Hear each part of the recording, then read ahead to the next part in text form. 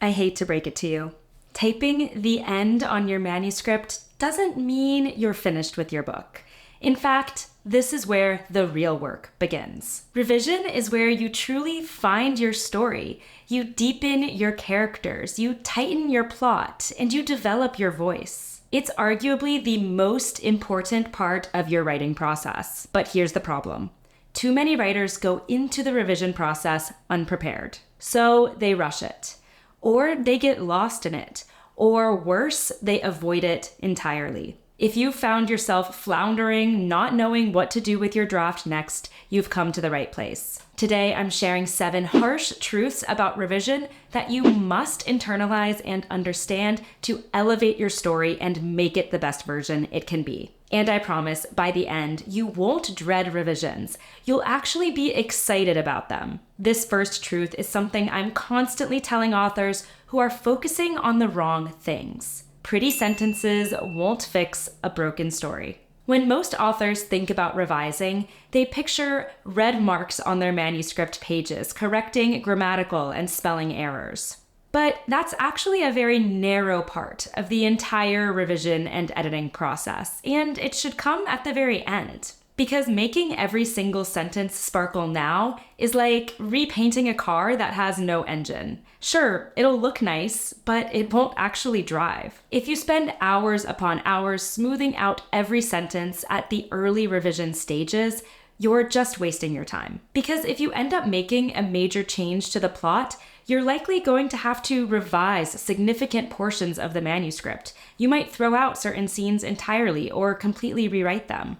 So all that work you did to refine all those sentences is going to be for nothing. You have bigger fish to fry first. So when you have a fresh draft ready to revise, you need to focus on the big picture to make sure the entire story holds up. As a developmental editor, I evaluate not just the line level writing, but the overall story to ensure it delivers the author's intended impact and that the read is engaging from beginning to end. Here are some questions I ask when I'm evaluating manuscripts. Is there sustained conflict throughout all parts of the story? Are the stakes high enough? Does the protagonist undergo a meaningful transformation?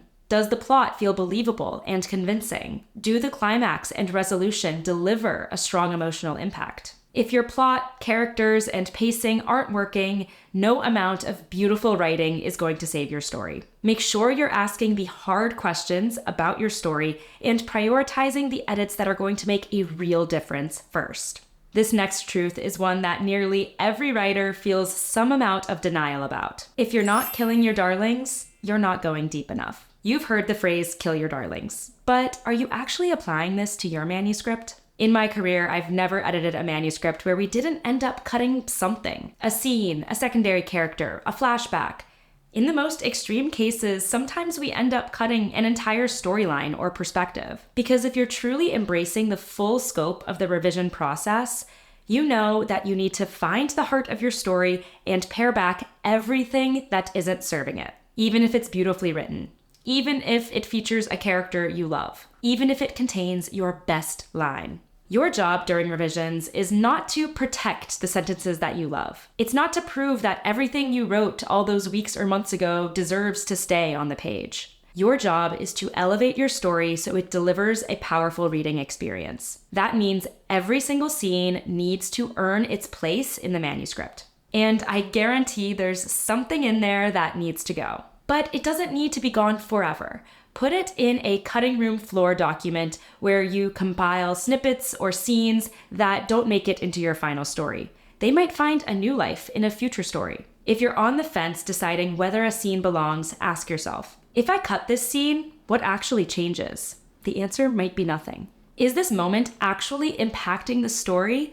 Or is it just here because I like it? Don't let your personal attachment to a scene get in the way of a tighter, more powerful story. This third truth is arguably the most important out of everything I'm talking about today. Without feedback, you're flying blind. You simply can't revise effectively in a vacuum. You're too close to your story. You know what you mean to say, so you can't see those places on the page where what's written is not matching up with your intention. You can't see parts that are unclear, moments where your character perplexes us, or scenes that aren't landing emotionally. You will never be able to read your manuscript objectively or like a first-time reader. That's why even best-selling authors who are masters of their craft understand the value of getting external feedback. You need trusted readers to illuminate your blind spots and help you focus the direction of your revisions. You don't know what you don't know. But here's where getting feedback goes wrong.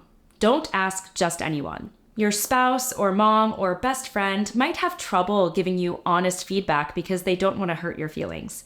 And even if they are honest with you, they might struggle to phrase their feedback in such a way that it's helpful and constructive. Instead, turn to beta readers, a critique partner, or a professional editor. Ultimately, find people who have solid editorial instincts, who read in your genre, and who understand what you're trying to accomplish with your story. That doesn't mean you should take every single suggestion they throw at you, but try to understand the why behind their feedback. Once you know the root of the issue and can see your own blind spots, you'll know what to target in your revisions.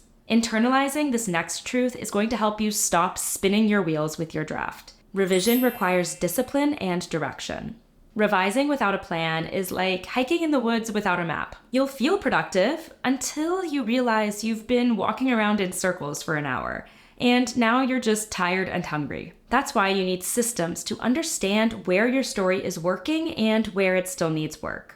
These serve as your guideposts or trail markers. One of my favorite tools for revision is the reverse outline. Here's how it works. You create a document that summarizes what happens in every single scene in chronological order. It's tedious to create, but it's going to be a hugely helpful tool and reference point as you dive into your revisions to keep you on track. You might realize as you put together your reverse outline that a subplot you introduced in chapter 5 never got resolved, or that there are 3 scenes back to back in the middle of the story where nothing actually happens, or that the inciting incident happens far too deep in the story. If you have multiple timelines or multiple perspectives in your novel, a reverse outline is a must because it helps you ensure you're balancing them effectively. I've worked with clients who take the reverse outline very seriously and flesh them out into multi-column spreadsheets. For example, I had one client who had a master spreadsheet that listed what happened in the scene, the characters who were present, the setting, the point of the scene, and the themes that it touched on.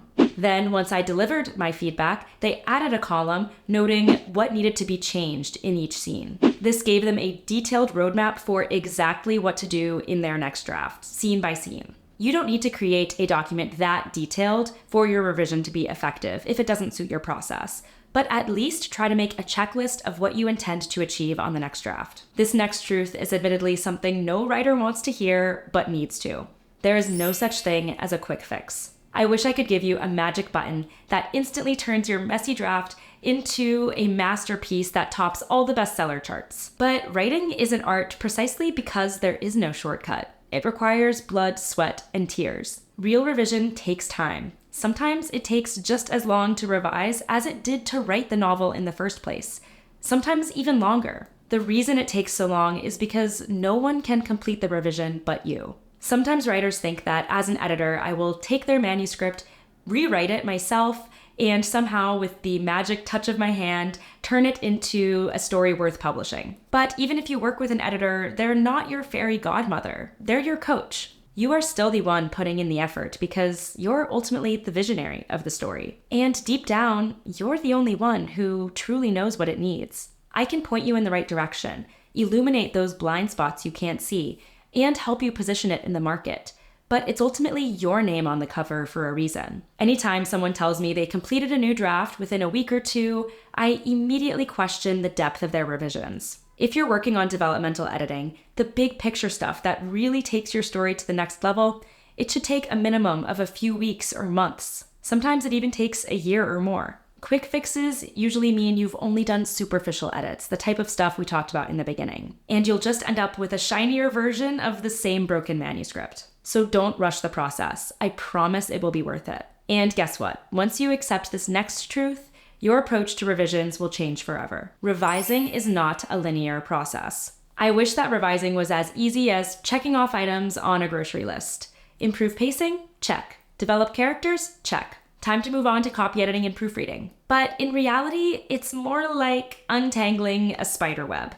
The more you pull one thread, Other parts start to unravel. You changed a piece of backstory, and now you have to revise all the characters' reflections on their past. You altered a relationship, and now you have to revisit all the conversations those characters have. And just when you think you've got everything working, you realize that you deleted a subplot in the last draft that you actually need. So now you have to put it back in. Welcome to the chaos of the revision process. You might rewrite a scene in draft 3 only to revert back to the original version that you had in draft 5. That doesn't mean you did anything wrong. It's just the nature of the beast. This is also precisely why the revision process takes so long. And some books need more drafts than others. I once worked with a client who was on their 55th draft of their manuscript. No joke. That's just how long it took that author to truly develop and refine the story. So let go of the idea that each draft gets you closer and closer to the final product in a perfectly straight line. Trust that as long as you are getting a deeper understanding of the story you're trying to tell, you are progressing. Now, this last truth is the one that writers resist the most.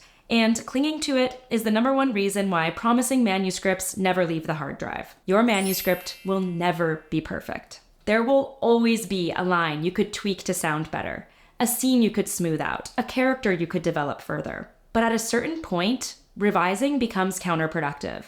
I've seen brilliant writers get stuck in revision purgatory, where they're too afraid to share their work or query agents because they don't feel it's perfect yet. They tell themselves, it's not ready, it's not ready.